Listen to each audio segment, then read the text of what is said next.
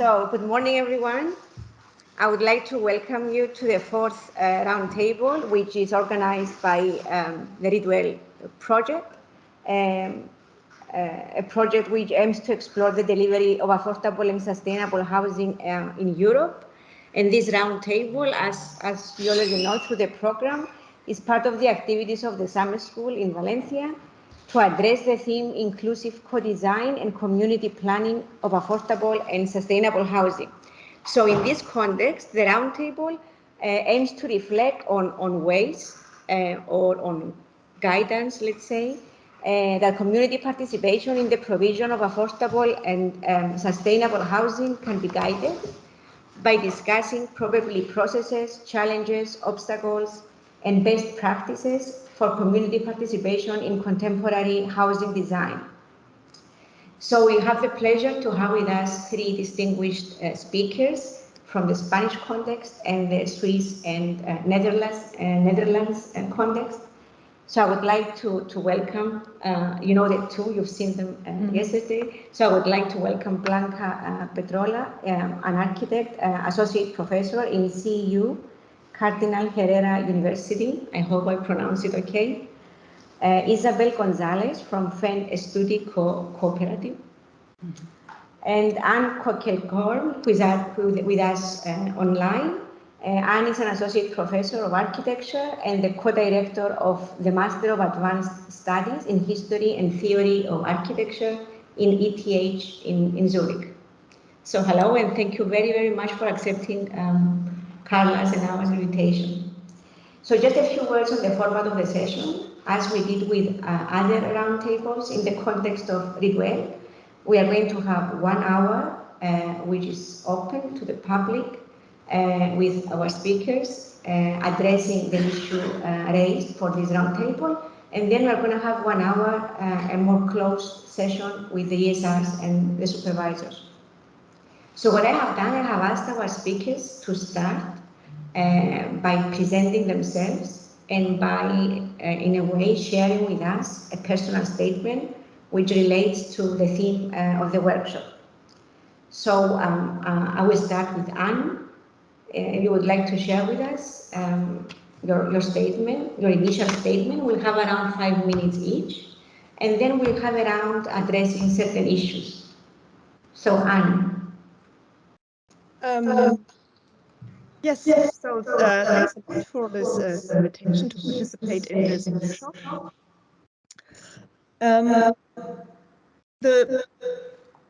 I hear my echo, which is a little bit difficult, but I will try to manage nonetheless.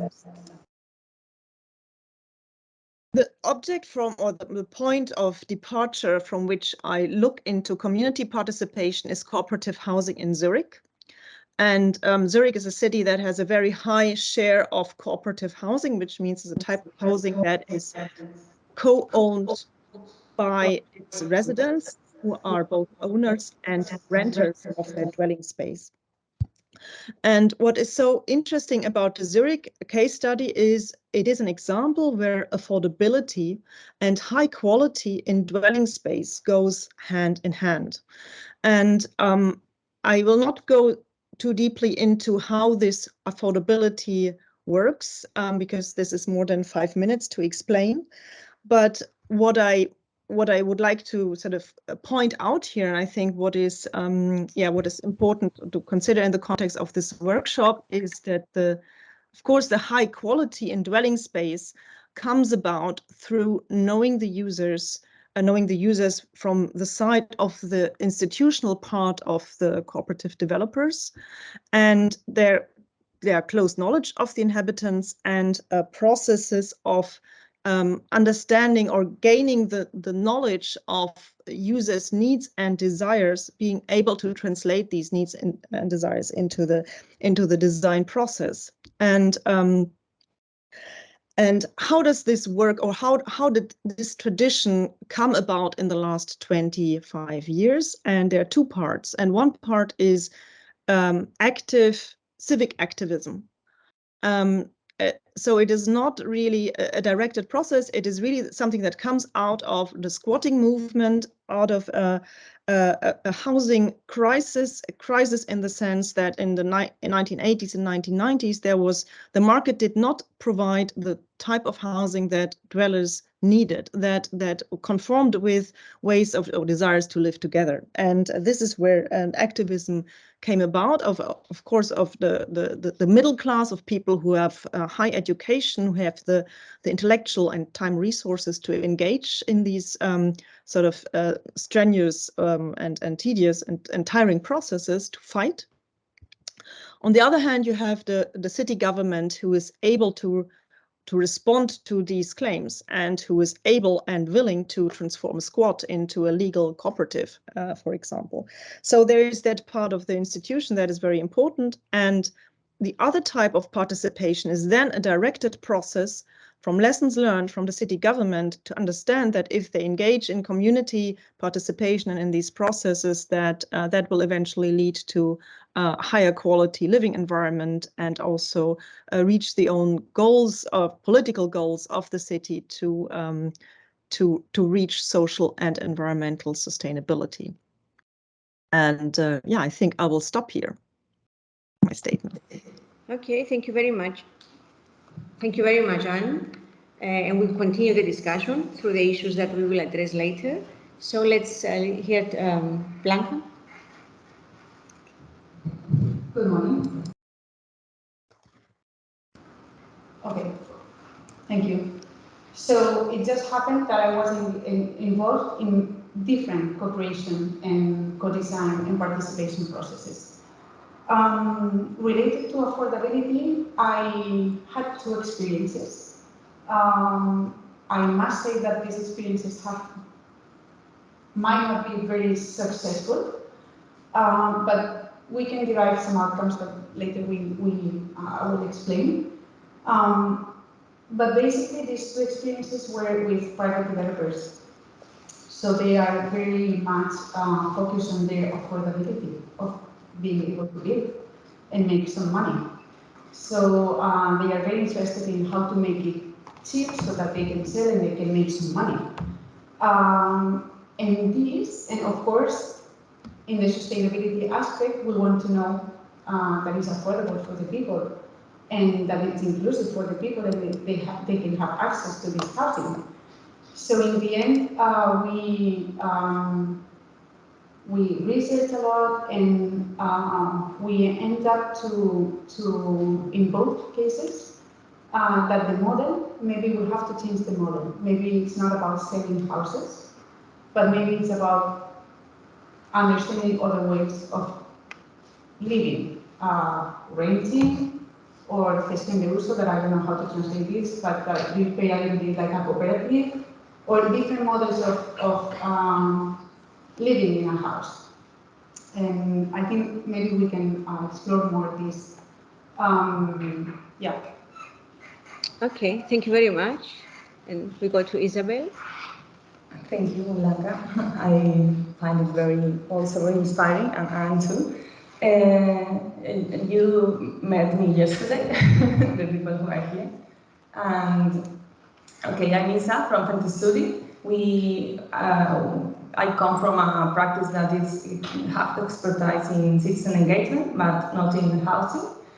But I would like to add something to the roundtable today, because in our context now, I think to get affordable and sustainable housing on a large scale level, it is only possible if we change our concept of housing. No? We have to think about housing like as a right and as an essential good, and not as a speculative market product.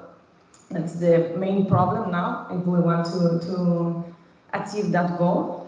However, yesterday we could listen to Julia and Julia, the domestiques, and they explained very good that there are people, like Blanca said, about these new models and new projects that are looking for some solutions to think about housing in these terms, no? In the right to have a house, and also to produce housing in an affordable and sustainable way. But I think if we want that these models or these models to be something on a large scale level, to be something for the majority or the people with less income, we have to create, first of all, a framework, some political and legal framework. In this context, I know that Zurich is different because they have worked in this way a lot, no? But we have to create first this framework and also the tools. We have not enough tools. We have no. Many people have not the possibility to have this first money you need to invest in this kind of project, or also. There are not banking products adapted to this reality. So we have to work in this way first. And but nevertheless, we work on community participation and citizen engagement. And maybe now in this kind of models, it is not the main thing, but we truly think that community participation can create like the fairer and inclusive environment to increase our awareness about these difficulties, these barriers, and also to provoke that communities can equilibrate the power. No? If we do that with this approach, no?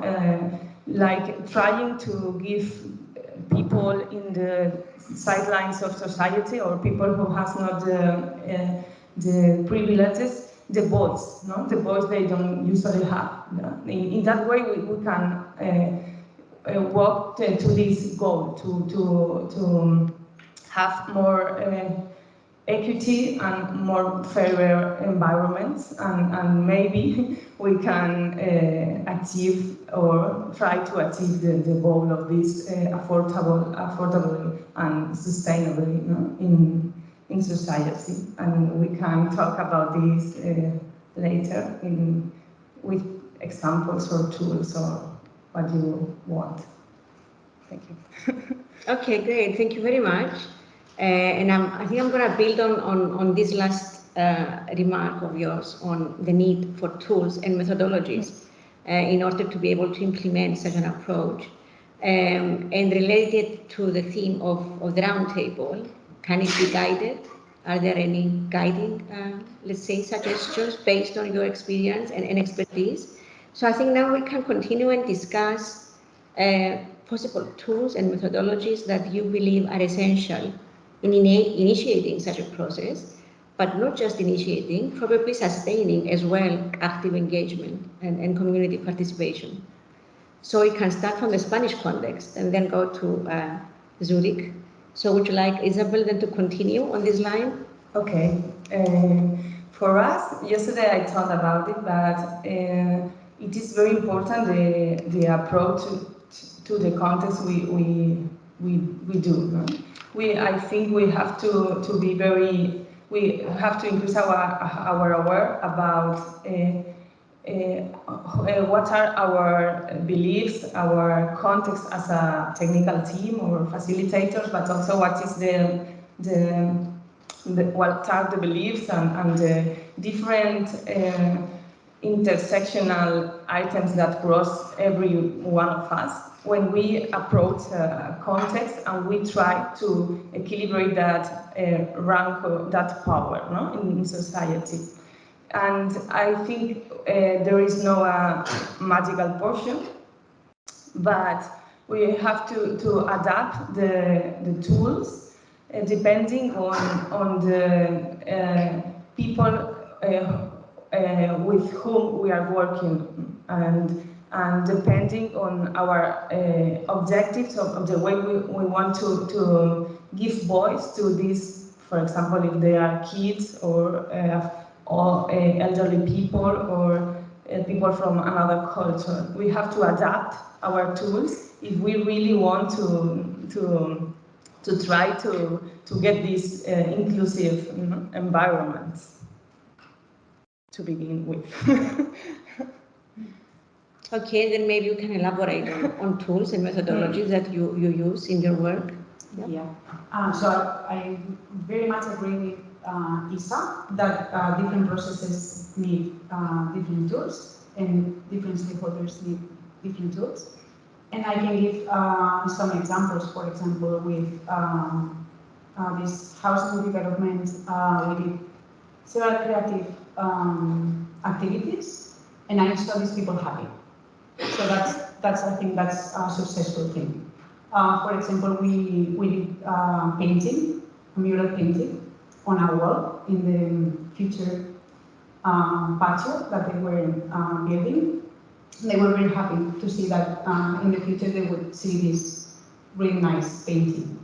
Another activity that was really, really nice, and these are creative activities. So they enjoy being together, and little by little they create this community that in the future they will live together in the same building.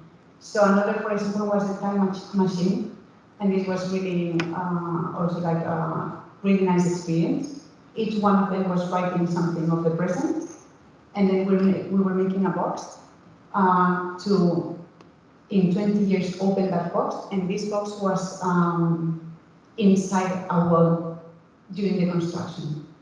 So this was also like something very nice that they were enjoying, and they were really living the construction and all the process of making their building. So these are creative activities I think are enjoyable, and they are creating this community. So this is something successful.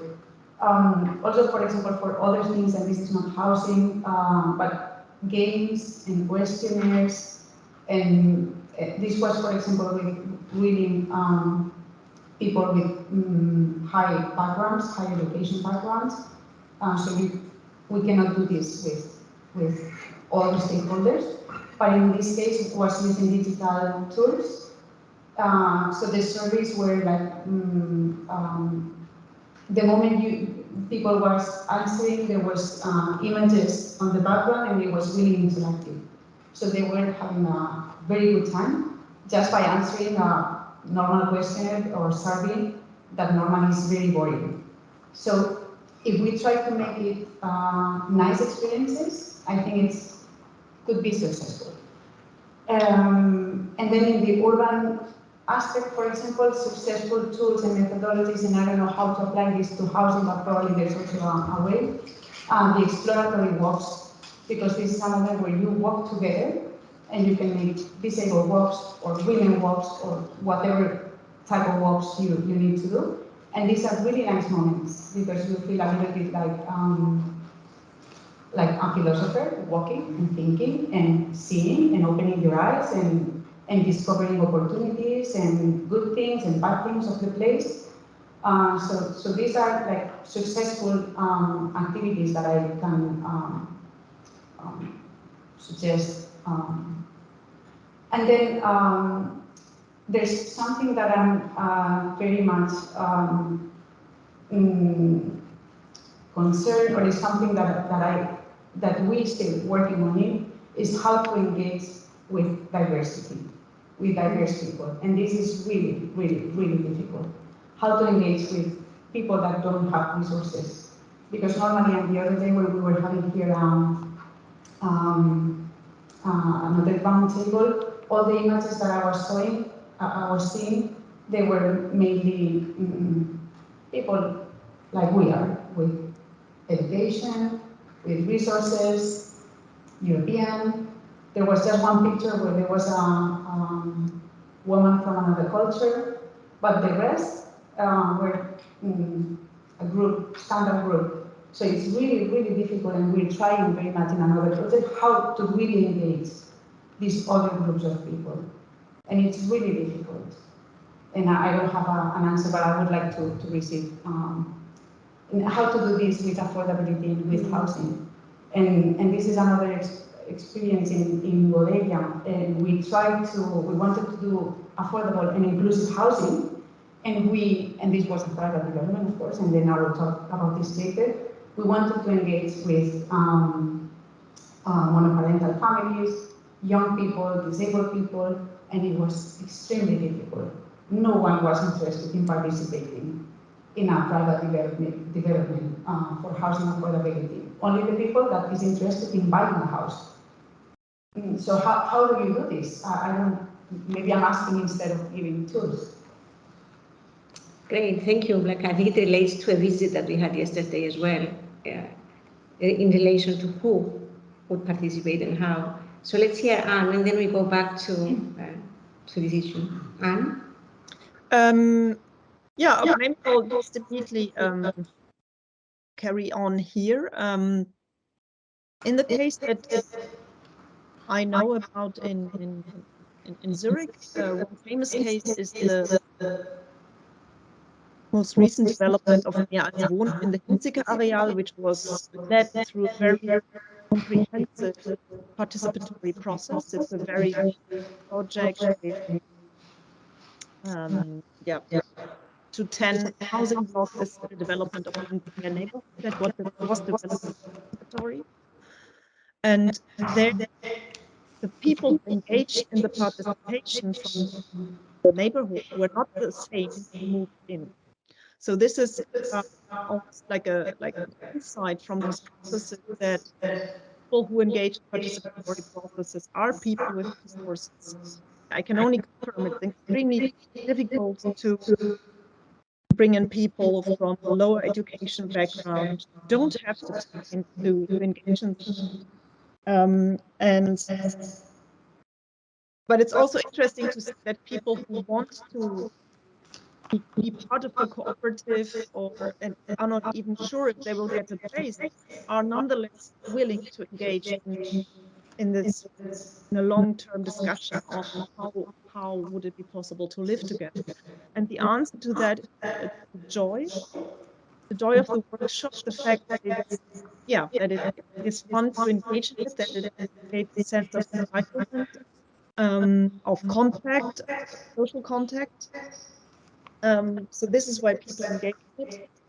But to draw in people that have less resources is a real work.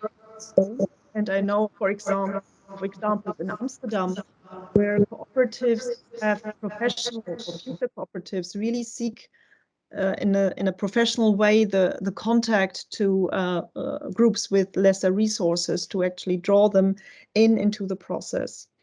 And the process of imagining a way of living together. But I think what is also really important to not consider this process of participation as something that ends when the project is finished. And that is why I think that where the cooperative tenure is interesting, because it's a mode where people with lower resources get a sense of ownership because they are co-owners of their environment.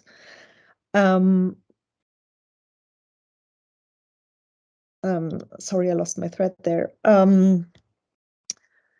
Yes, co-owners of the environment and the discussion on how to share resource and how to share also how to use shared infrastructure is really a long-standing process, and which is also conflictual. And I think that even if in the upfront participation of a project there are more wealthier people who engage in it, it might be that once people actually get access to the dwelling space, they can and it is more evident for them also to engage in the discussion and the participation of the living environment, which is a process that needs equal curation as the participation of the project itself. And maybe there I come also to the notion of sustainability in participation. I think the key overarching idea or possibility of sustainability in participation is the capacity to share resources. And that means the capacity to also reduce your own private space and instead have a collective luxury of shared infrastructure and shared spaces. And I think here the Zurich case is quite exemplary, where you have really luxurious dwellings where the square meter area per person lingers around 30 to 35 square meters per person, in certain very exemplary projects even less. So it's less than in other sort of Northern European areas, but the quality of the dwelling is really high because the shared spaces are of such a great quality. And I think that there are two ways. There is a way of being willing and able to engage in a different way of living together with shared resources that ranges from shared living rooms to shared courtyards, shared kitchens, or shared laundry rooms, shared libraries or working spaces. And so it's a capacity of sharing resources on different registers. And I think that is really a model for the future, where different types of households, single households, single parent households, solo dwellers who really suffer from isolation, can be brought together and to create a common living environment for the future that is sustainable for themselves in a social way, but also sustainable environmentally for the footprint that they leave in terms of square meters that they occupy. So I think there's a real stake here for the future of society that can be also an argument for the use of this, or for the collective benefit of that. And and to carry on with that, with the notion of collective benefit, I come to two aspects that I think are really key as tools, but they're not really directly related to the communicative process of participation. They're political tools, and they come from the institutional side. And that is, on the one hand side, the tool of cost rent, which means a rent that doesn't generate a profit, which covers the cost of the development. And the calculation of the cost rent to be done in a way that it refers to a politically inscribed notion of collective benefit, non-profit notion of collective benefit. And that is something that has marked urban policies in Zurich for 100 years. And that has not been dismantled. And so there's a really long-standing tradition and understanding in the policy, urban policies of the city, that there is a notion of collective benefit and that it needs to be protected through certain financial tools. But it means that the city government is able to think in that dimension. And that is something that many other European cities that I know in Berlin or in Germany really are lacking. And therefore, they also lack the political agency to claim these housing as a right, but also the possibility to share resources as a right for the future generations. And I think it is really worthwhile to claim this collective non-profit notion of collective benefit in a holistic way, to be inscribed, because I see in Zurich an example of what it yields, what it can yield, if it has such a long-standing continuity. Thank you very much, Anne. So I think it's a very interesting way to compare with context where maybe this notion of collective benefits is not as developed. So we could go to examples from the Spanish, let's say, context or other, based on your experience. But I also wanted to take it a step before the actual tools and methodologies, on which would be of interest to our ESRs and the audience probably, on ways to initiate a stakeholder group, which again, it's a very difficult task, especially in diverse contexts. So if you could share with us, based on your experience, tools that you have used or methodologies to initiate, first of all, and then to sustain the interest throughout the process. Yes, I begin if you want. Or... Yes. Okay. Sorry. Okay. This thing about the engaging the diversity we think that first of all, to engage people who has no incomes and no possibility and no time to participate is more inequity in distribution of resources and a system problem more than a participation problem. But also we think that if we want to engage people, we have not to force the participation and create our spaces. We have to first go to the participation existing spaces. No? People participate in cultural aggregation. Here in Valencia, there is a lot of fallas aggregation and also cultural associations and neighborhood associations. There are many moments during the year that we meet together to do things together. And so we as facilitators or a technical team, first of all, we have to go to these places, not to call people, but to go there and participate with their ways of participation. But for that, we need time and resources also. But if we want really participation in community that transforms community, empower community, and create groups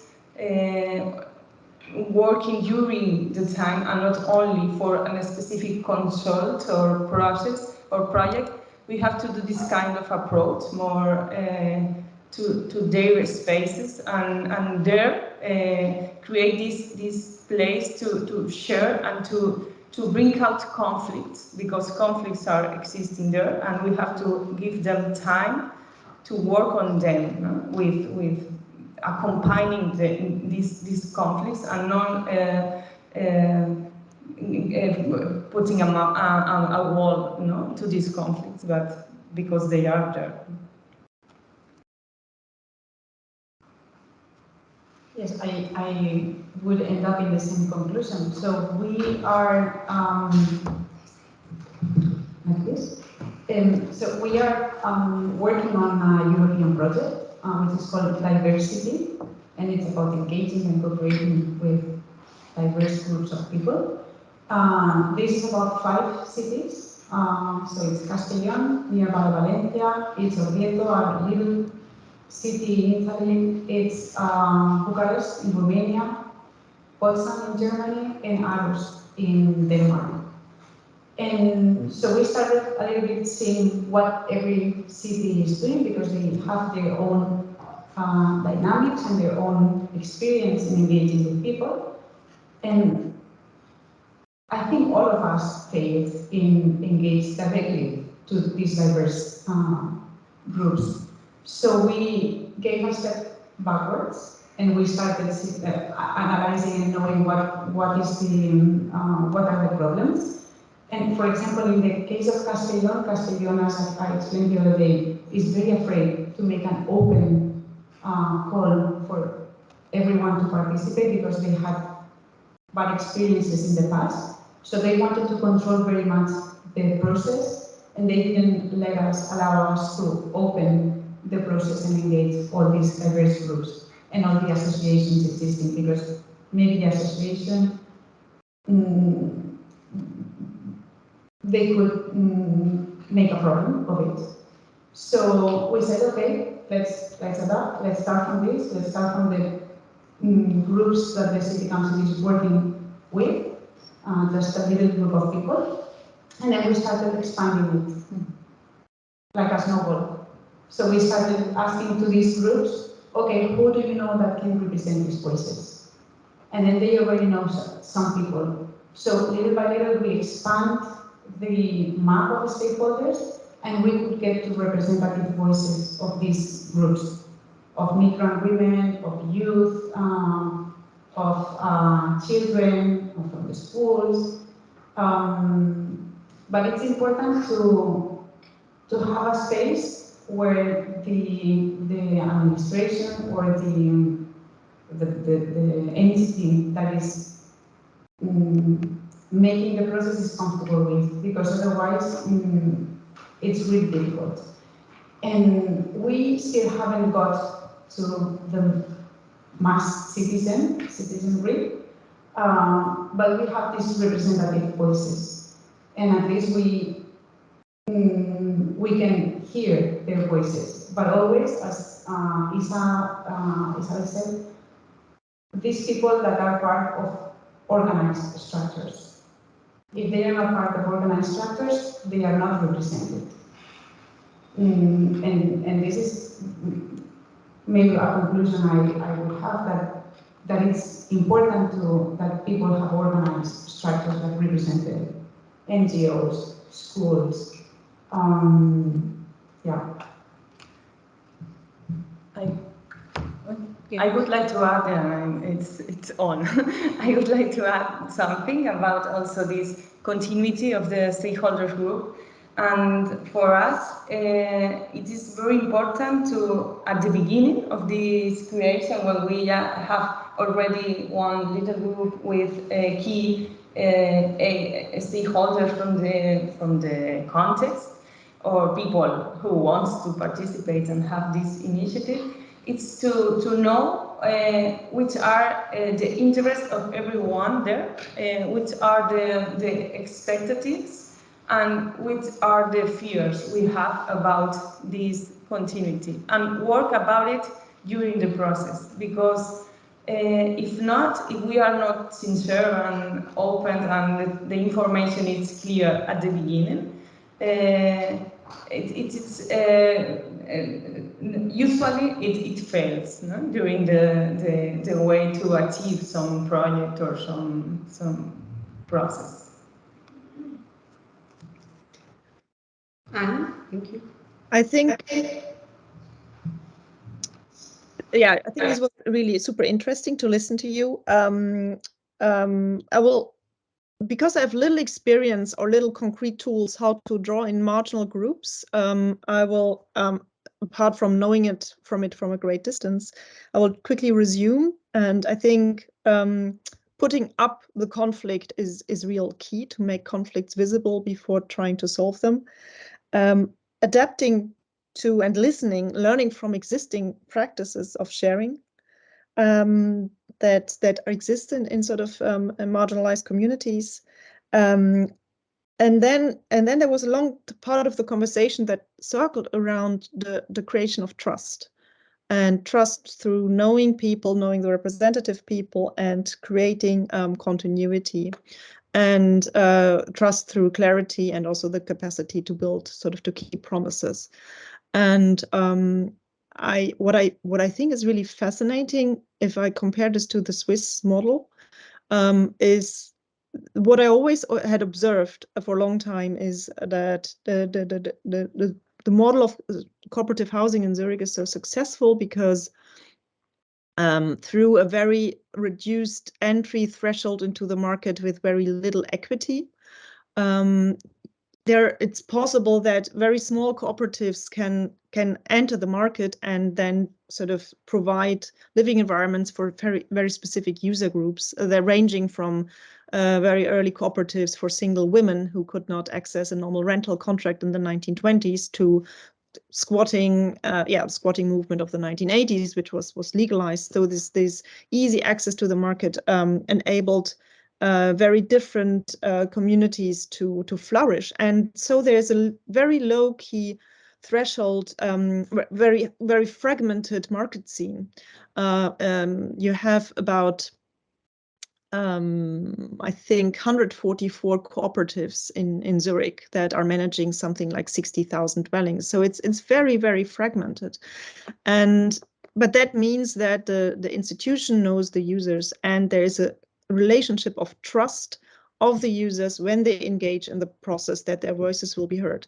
And now, okay, that I knew for a very long time, but now I understand that even this notion of fragmentation and trust is also key to the Swiss interest island, and the way how the debt and sort of the credits that are given from banks is organized. It, compared to other countries, it's very liberal in Switzerland. It's very it is the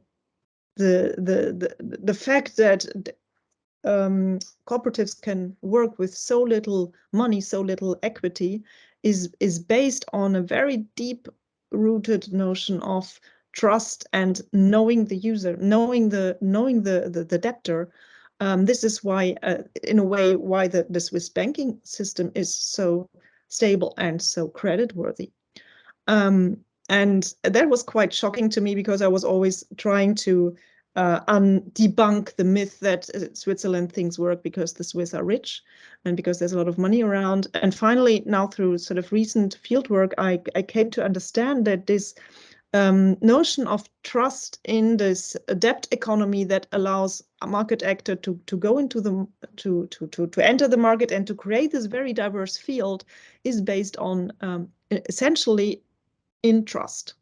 So I think this is a real key aspect to consider, and I'm fascinated how it goes through all scales of the process,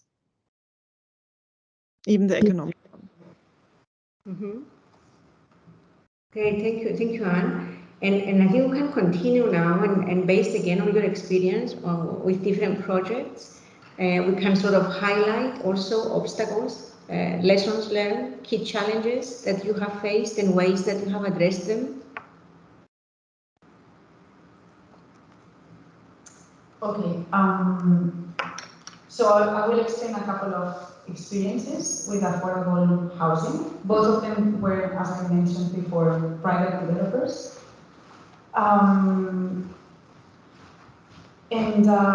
So on the first place, there was a problem with stakeholder engagement, because in one of them we wanted to have the representation of these diverse groups, because it was meant for having more inclusive and affordable housing. So we wanted to include monoparental families, single households, disabled groups, so that the research we were doing was so that the housing could be also adapted and to provide more autonomy to this type of people.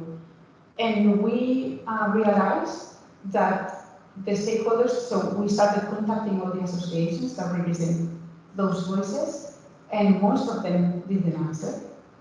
And the ones that answered were not interested in participating because they understood that the benefit was for a private developer. So this, we ended up, I know this couple of people, hopefully they are representative of the elderly, the Asociación Amas de Casa. I know this person, and he's a disabled man, and he also is in this association. But in the end, it was a matter of your network, or the network of the developer, asking for favors, like, could you participate?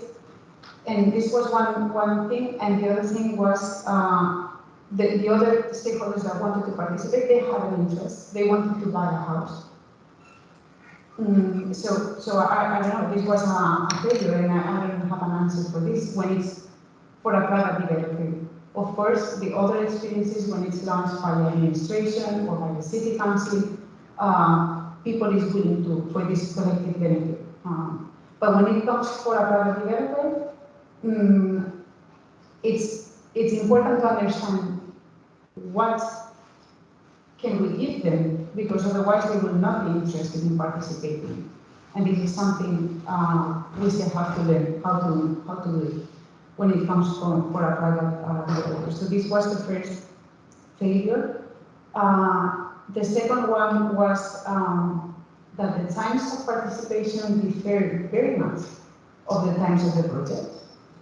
So in this other experience, it is 30 housing units for this private developer that wanted to make affordable and inclusive housing.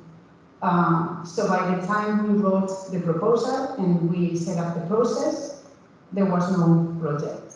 By the time the process, the participation process started, they already had a basic design, and our process was to make a co-design. So we needed to adapt the whole process because they already started the design, and how are we going to do this collaborative design with the people if you already have a design.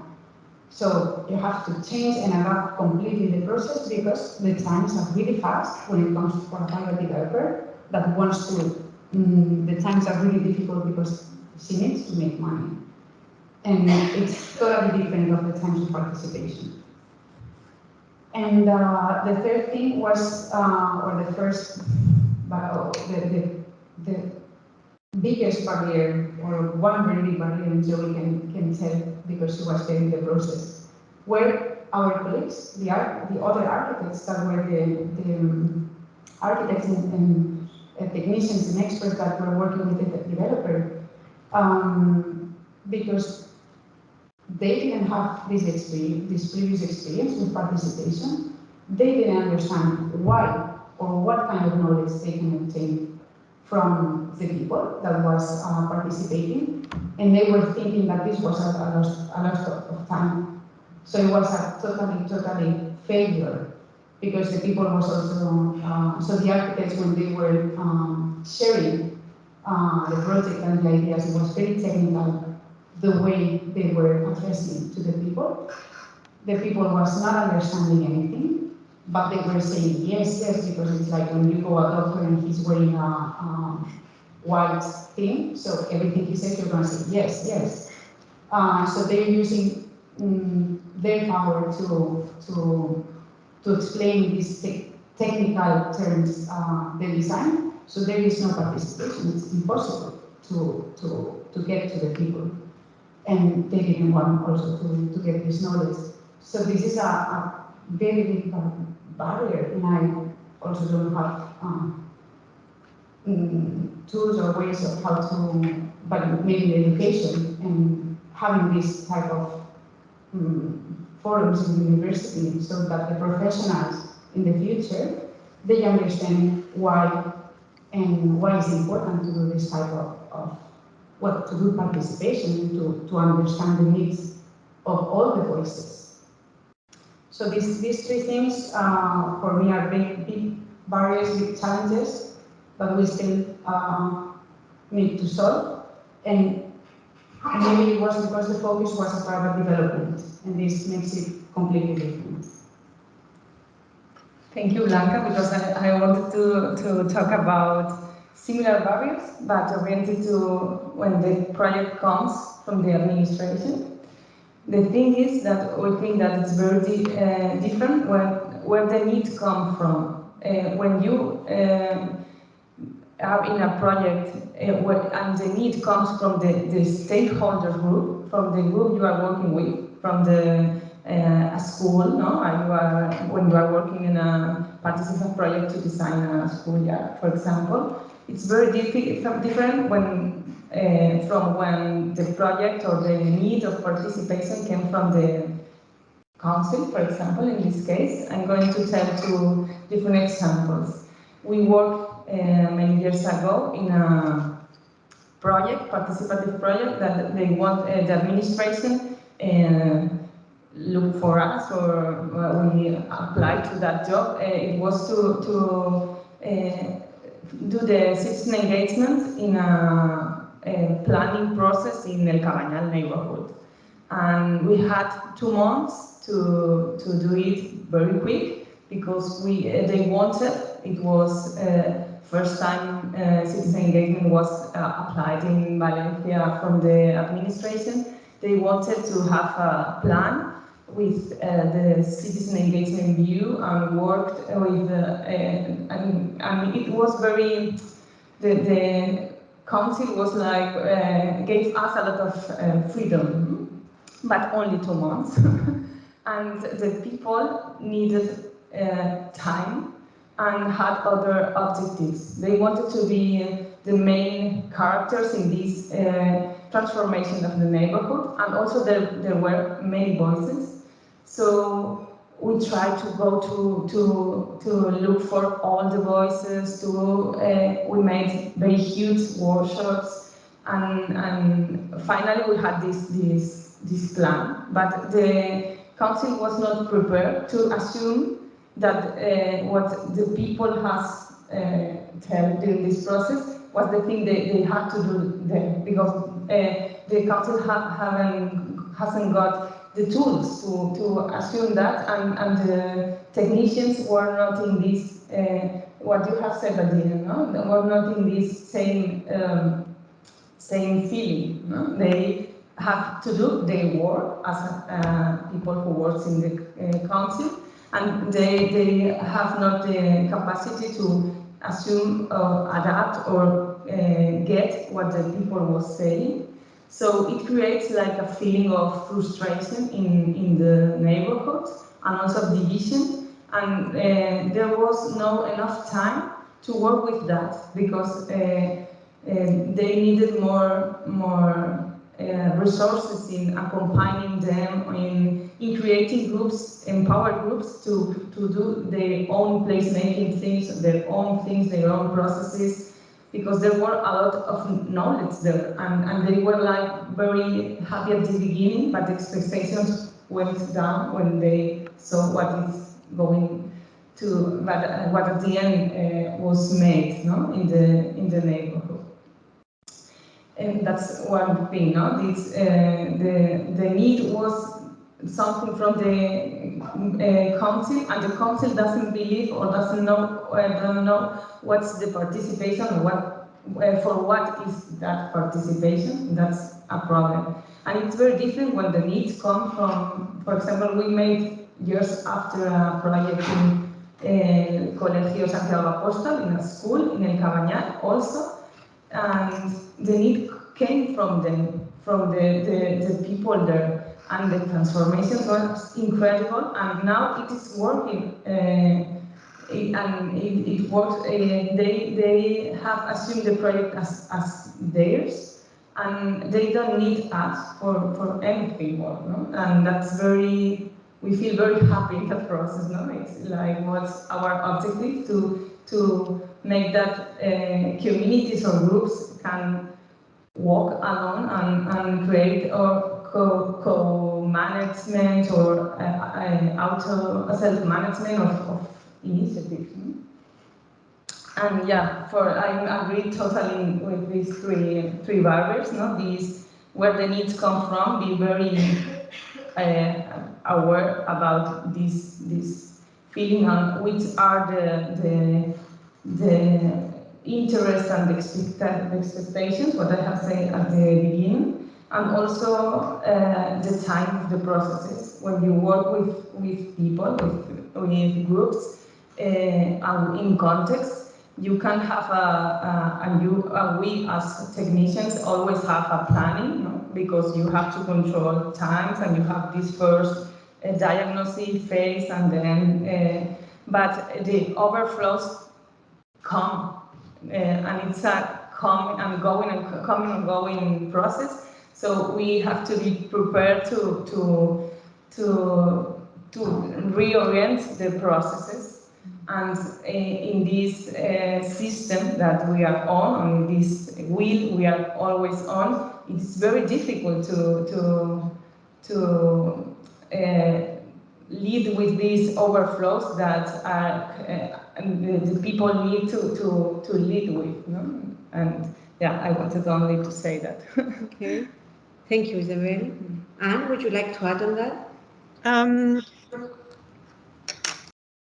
Yes, I think there are two. I mean, I've understood now two possible blockages, and that is the sort of the trust, or the motivation of the need, and the second is the time. I haven't really figured out which is the third. What I would add, and maybe that is the third that you meant, is the translation process. So you have the translation process.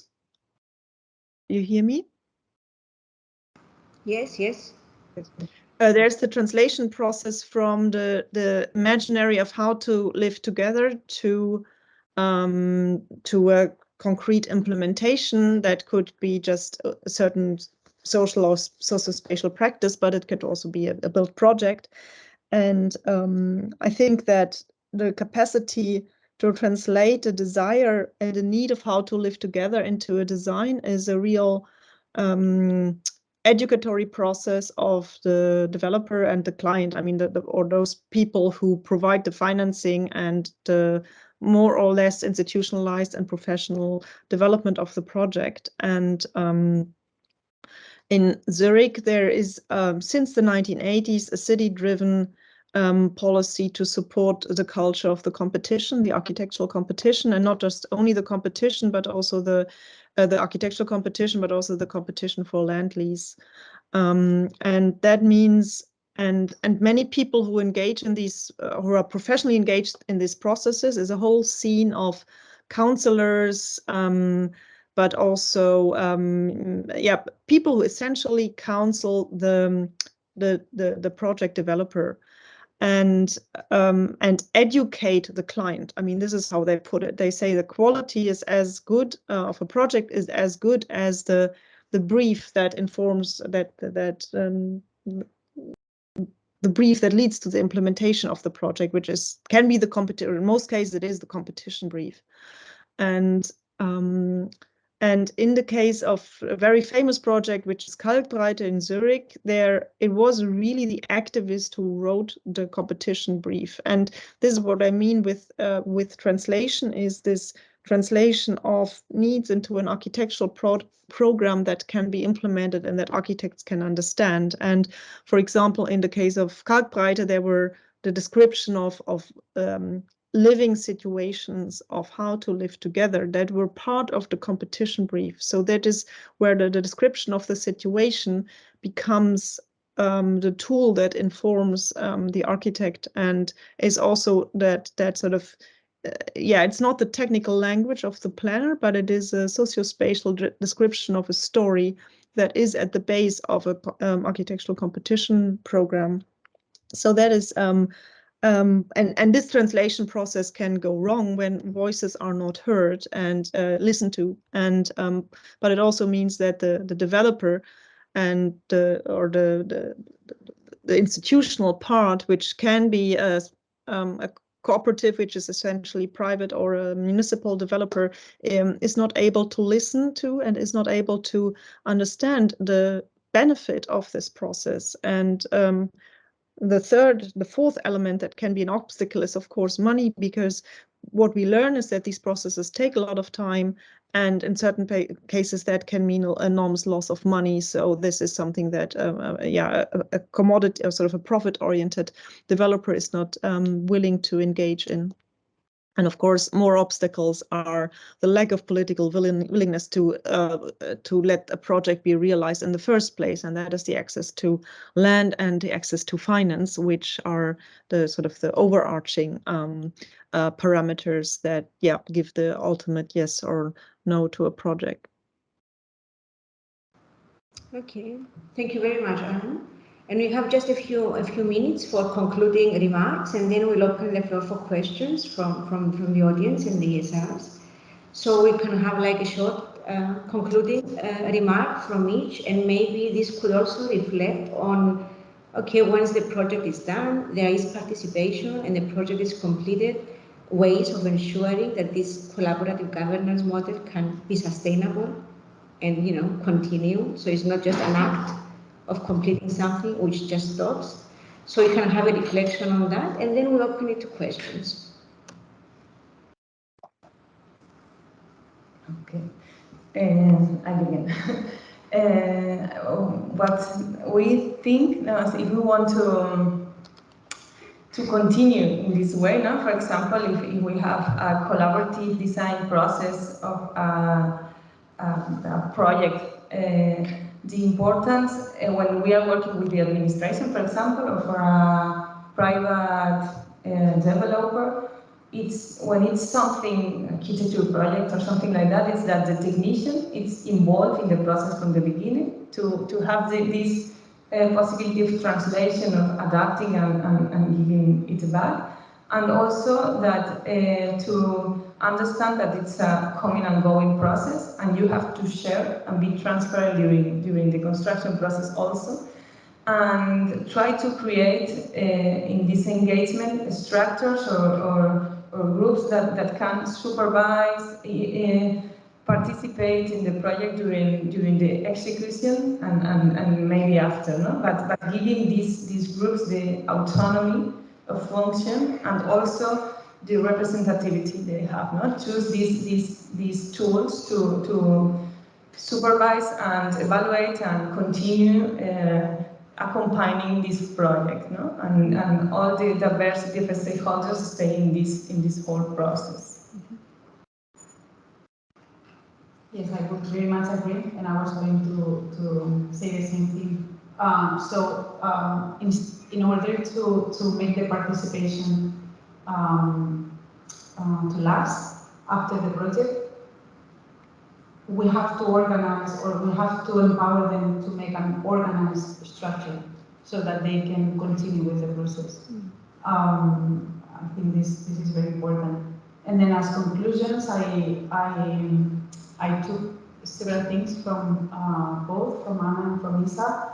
So understanding where the need is, and that's very important, as you mentioned, Lisa.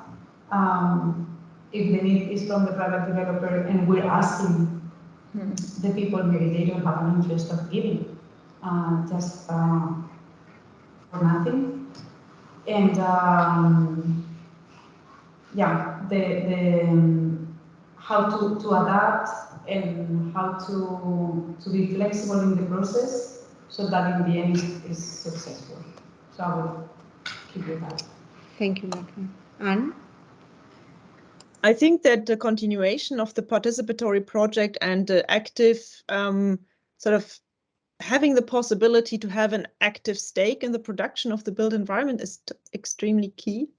When I refer to this possibility to share resources together, which is for me one of the main goals of participation, this is only meaningful if the participatory processes and the communication and the curation of living together is continued. And this is for me a real key lesson learned from the example of Zurich, that this participation and knowledge from the sort of the cooperative governance in which the dwellers participate in. I mean, the whole point is that they have a vote in the General Assembly, they can decide on future developments. And in certain cases, this might be idealized. I mean, there are also very conservative cooperatives, which where this is just a very formality and it doesn't really mean a lot. But there are other cases, I mean, and these are, of course, the examples which are widely published by Kalkbreite or Kraftwerk or the Mehr als Wohnen cooperative, where this is where there was an engagement and alternatives ways of living together with a lot of shared infrastructure, social spaces, shared kitchens, the examples that I mentioned before. And these spaces really need a close observation and a continuous negotiation process to be lived together. And I think this is a potential, but it also puts a burden on the people. It means that for many people, housing is just something that they want to have, and they don't necessarily have the time and resources to engage in these participatory processes. So I think that if we live in a world where we are all squeezed out to work 120%, and women maybe even more because they engage in care work and wage work at the same time, I think this is also a real claim to rethink the way how we organize our life and our work. So are we able to, or what is the societal contract in which it is possible to engage in this continuous communication process of negotiation to be able to share resources together, and which means that essentially you have to work less to sustain yourself and be able to contribute more to a community life. Yeah. Thank you very much, Anne. Thank you very much, Blanca and Isabel.